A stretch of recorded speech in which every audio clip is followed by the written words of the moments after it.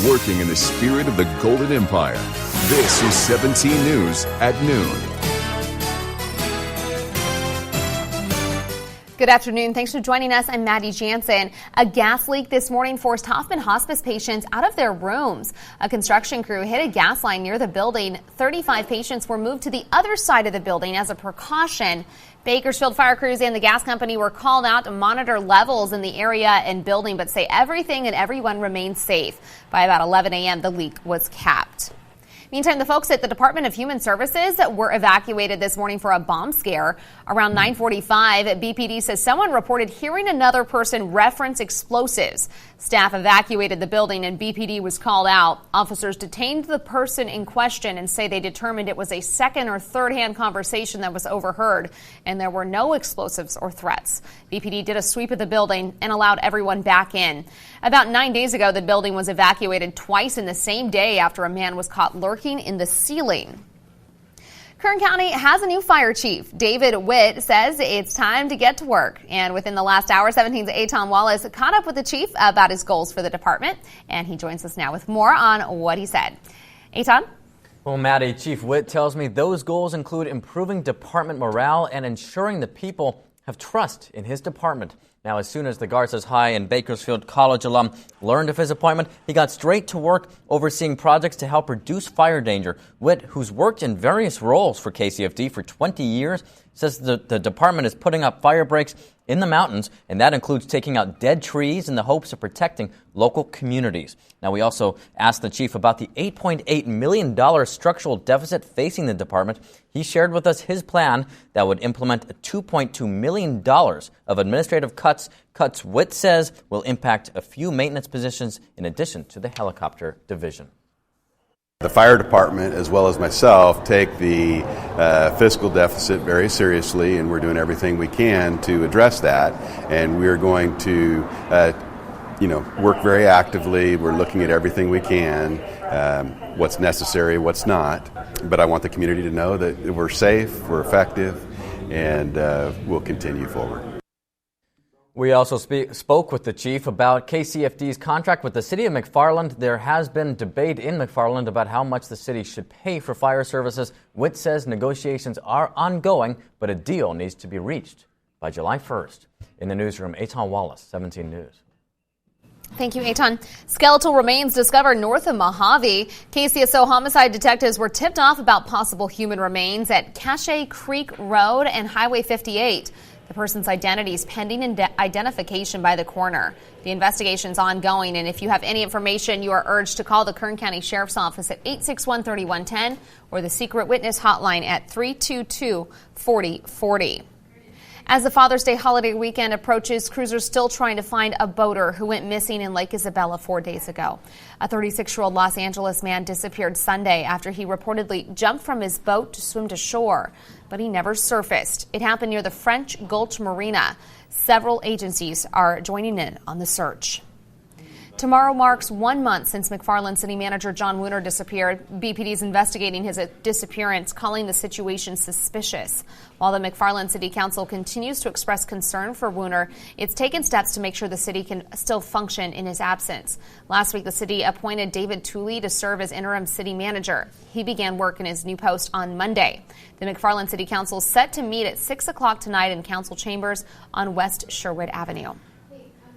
Cal Fire crews are still working on a grass fire burning near Highway 46 in Shandon in San Luis Obispo County. You can see the heavy smoke coming from the so-called McMillan fire yesterday. Flames broke out yesterday afternoon and have scorched more than 2,000 acres so far.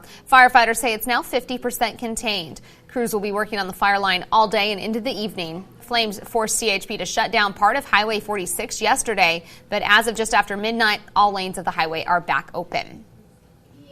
National news now. House Minority Leader Kevin McCarthy came to the president's defense over comments he made on accepting information from foreign governments during the 2020 election.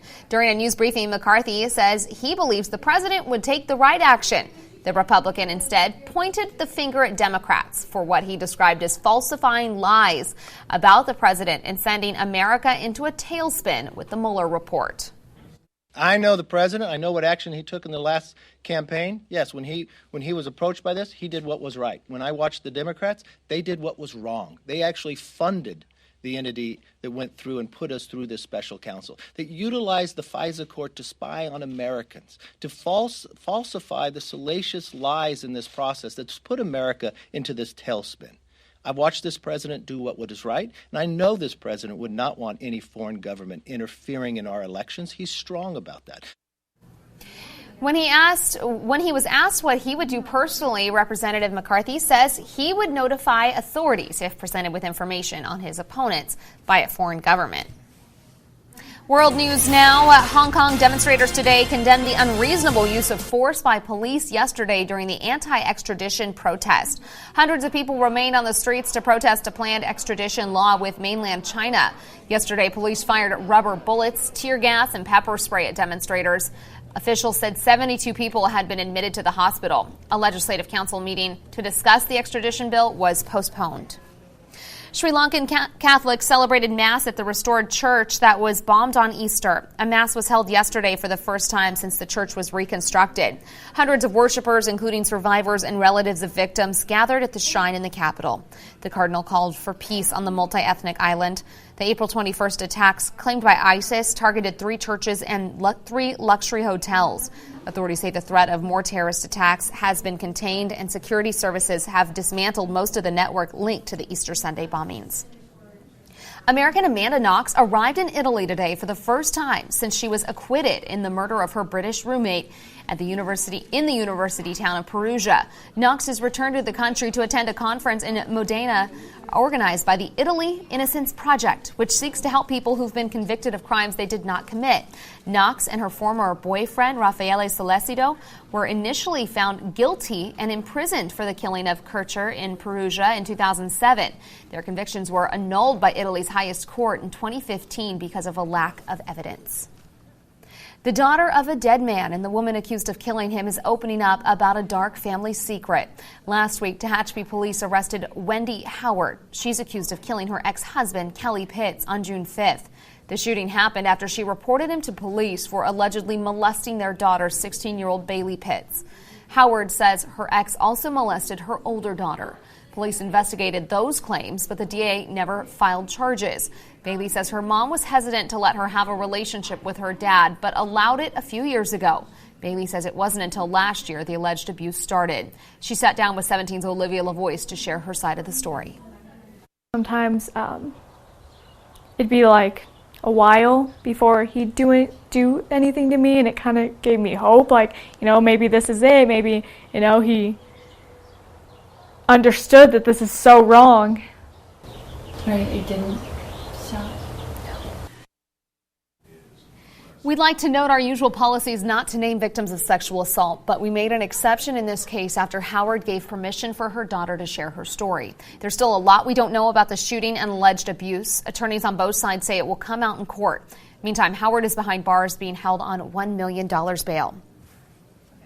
Well, this week we endured the first big heat wave of the summer, and many people in Kern County can't afford a fan, let alone AC, to stay cool in the sweltering heat. So once again, we teamed up with the Volunteer Center of Kern County for our annual Keep Kern County Cool Fan Drive. We asked you to swing by our station yesterday to donate fans for seniors and veterans. Many stopped by, including donors from the air-cooled Volkswagen Club. Sun Powered by Sun Solar also dropped off a $2,500 check for the Volunteer Center. At last check, more than 500 fans were donated. We thank everybody for their spirit of giving in the Golden Empire. Welcome back in your 17 Health Watch. Adding more red meat to your diet could affect how long you live. That's according to a new study from Harvard University. Researchers tracked the diets of 81,000 adults over an 8-year period. They found people who increased their red meat intake by 3.5 servings a week had a 10% higher risk of death over the next 8 years. However, swapping red meat for healthier animal or plant-based proteins seemed to reduce the risk of early death. New research suggests obesity can lead to high blood pressure, even in very young children. The study conducted in Spain looked at nearly 1,800 4-year-olds. It showed overweight kids were twice as likely to have high blood pressure by the age of 6, increasing their risk of heart attack and stroke as adults.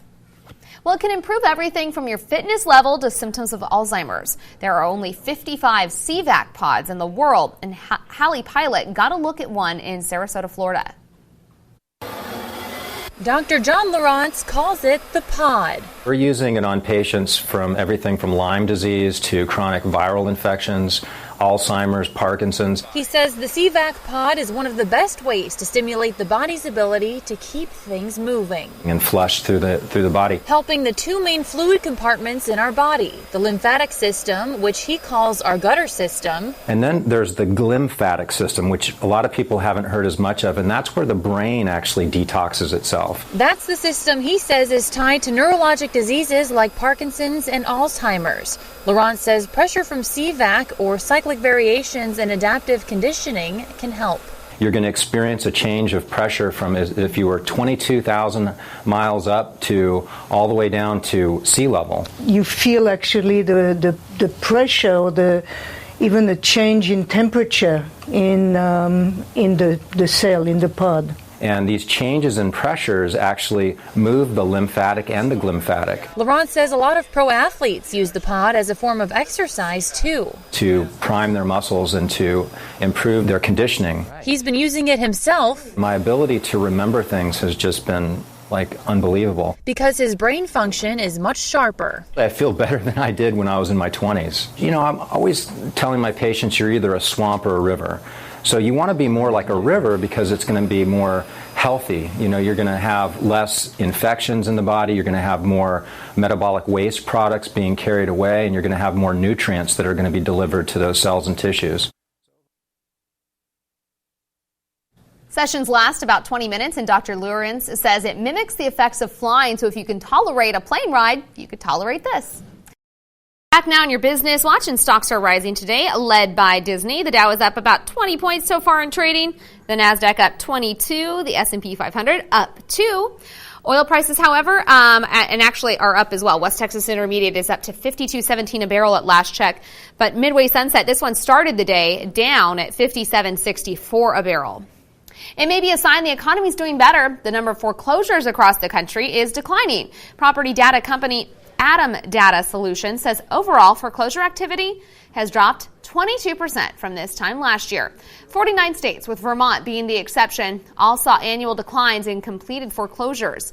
States that still have the highest foreclosure rates include New Jersey, Maryland, Florida, Delaware, and Illinois.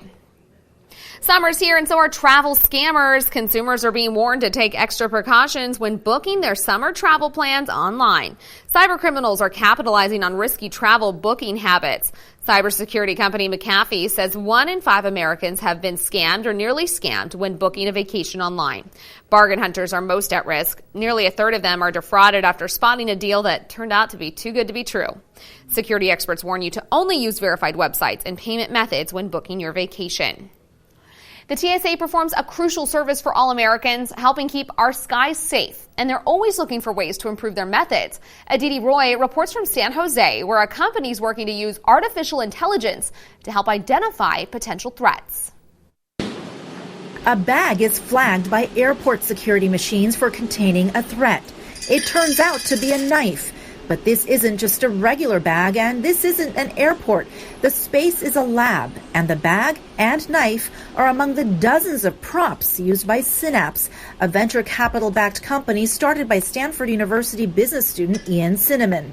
The company has produced software to make traditional X-ray machines smarter by incorporating artificial intelligence, or AI, into the scanners. The beautiful thing about artificial intelligence is it's modeled after the human brain. Cinnamon says an X-ray machine outfitted with AI to catch threats has advantages over human operators.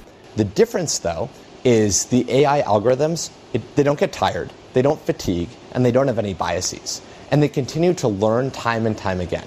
We decided to see for ourselves. Cinnamon and his co-founders ran bags through their machines, and I looked at the scan to see if I noticed anything suspicious.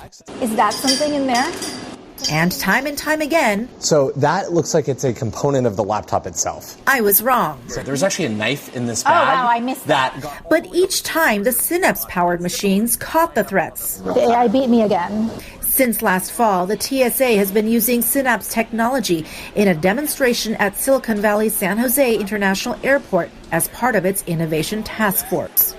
We like bringing these other partners into the equation because they have solutions that maybe we hadn't thought of that we can test, and we can bring those into a live environment. When we asked Cinnamon about whether or not the technology takes up human jobs, he says it frees up security officers to perform higher-level tasks like interacting with the public to preempt threats. Aditi Roy, CNBC Business News, San Jose, California. You want to apologize? Coach Vandemore, any message for your former athletes? They looked up to you.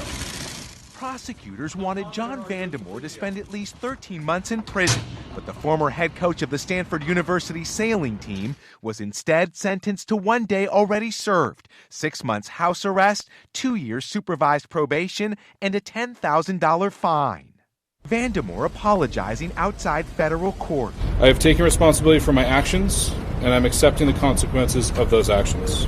After pleading guilty to federal racketeering charges in March, Vandemore admitted to taking $610,000 in bribes to get students from wealthy families admitted into Stanford as sailing recruits. But in federal court, where he and his family wept, his attorney asked for leniency. Instead of lining his own pocket, he says he used the money to pay for sailing uniforms, boats, equipment, and staff costs.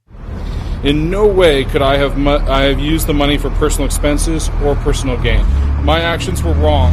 I see that now. Prosecutors were unable to get a stiffer sentence, but after the hearing, releasing this statement, we will continue to seek meaningful penalties in these cases. With 22 defendants pleading guilty or agreeing to plead guilty, the judge's decision likely got the attention of others like Felicity Hoffmann, who faces possible prison time.